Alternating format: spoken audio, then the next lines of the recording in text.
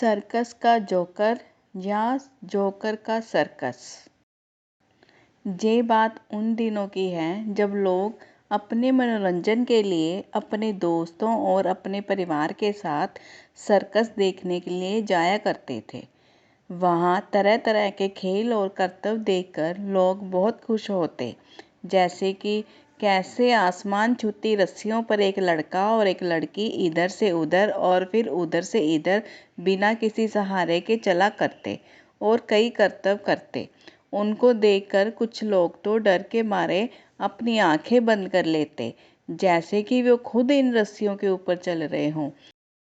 कैसे एक मोटरसाइकिल पर सवार एक युवक एक गोल घेरे में हाथ छोड़कर गोल गोल तेजी से बाइक चलाता और एक जादूगर अपने जादुई करिश्मे से लोगों को हैरान कर देता था।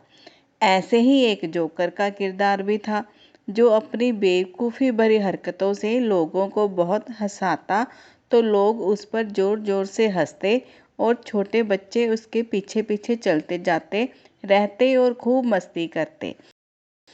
ये कहानी ऐसे ही एक जोकर की है, जो लोगों को तो हंसाता लेकिन खुद अंदर ही अंदर दुखी रहता।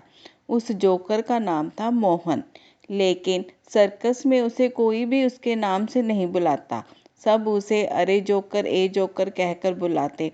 वो इस बात से बहुत चिढ़ता और सर्कस में साथियों से लड़ता झगड़ता रहता। वो हमेशा सर्कस में ही रहता था। बाहर की दुनिया उसने बिल्कुल भी नहीं देखी थी, लेकिन कोई उसके काम की कदर नहीं करता था। और सच कहें तो उसे भी जोकर बनना बिल्कुल पसंद नहीं था, पर क्या करे, अपना पेट भरने के लिए कुछ ना कुछ तो करना ही पड़ेगा। जब भी सर्कस शुरू होती, वो अधूरे मन के साथ स्टेज पर जाता और लोगों को हंसाने की कोशिश करता, पर लोग उसे नापसंद करने लगे और उसका शो धीरे धीरे और भी खराब होता गया। इस बात से सर्कस के बाकी साथी उसका मजाक उड़ाने लगे और उसे बुरा भला भी कहने लगे। एक दिन दुखी होकर वो अपने कमरे से बाहर ही नहीं निकला। सारा दिन वही अपने बिस्तर पर पड़ा रहा, किसी से बात नहीं की और ना ही उसने सुबह से कुछ खाया था। ये बात सर्कस के मालिक ईश्वर दास को पता चली, तो वो उससे मिलने के लिए उसके कमरे में जाते हैं। ईश्वर दास उसे बहुत पसंद करते थे। वो उसे अपने बेटे की तरह मानते थे। मोहन भी उनकी बहुत इज्जत करता था। जब उन्होंने मोहन से पूछा कि वो सुबह से बाहर क्यों नहीं आया और उसने खाना क्यों नहीं खाया, तो वो कहने लगा, क्या करूँगा बाहर आकर, सब लोग मुझ पर हंसते हैं, मेरा मजाक उड़ाते हैं, मुझे बुरा भला कहते हैं, कोई मेरे काम को पसंद नहीं करता, मैं भी नहीं, मुझे नहीं बनना कोई जोकर वोकर।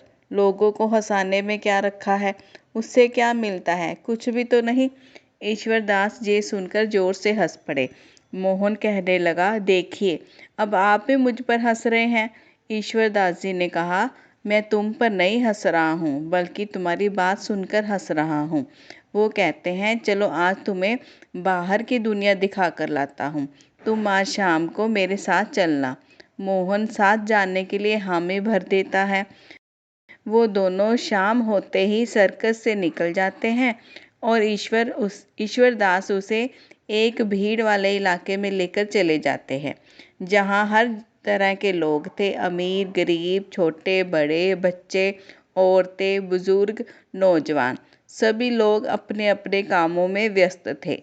ईश्वर दास मोहन को एक चौरस्ते पर ले जाकर खड़ा कर देते हैं और कहते हैं, देखो अपनी चारों तरफ, यहाँ पर हर तरह के लोग हैं और सबकी अपनी अपनी ज़िंदगी की परेशानियाँ हैं।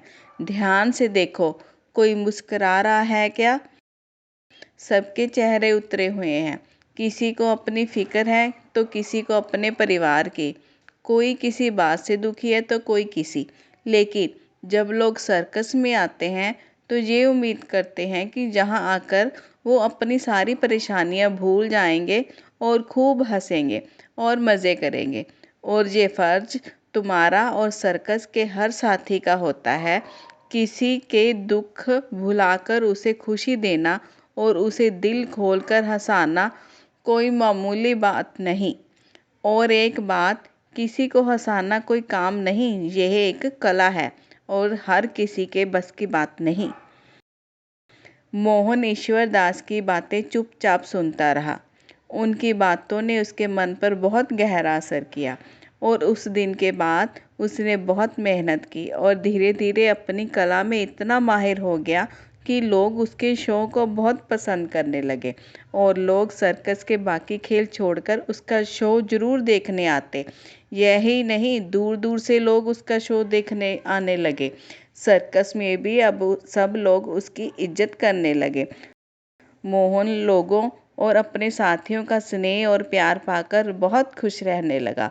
ईश्वर दास उसकी मेहनत और कला देखकर बहुत खुश थे और फिर उन्होंने अपनी सर्कस, जिसका नाम सर्कस का जोकर था, से बदलकर जोकर का सर्कस रख दिया।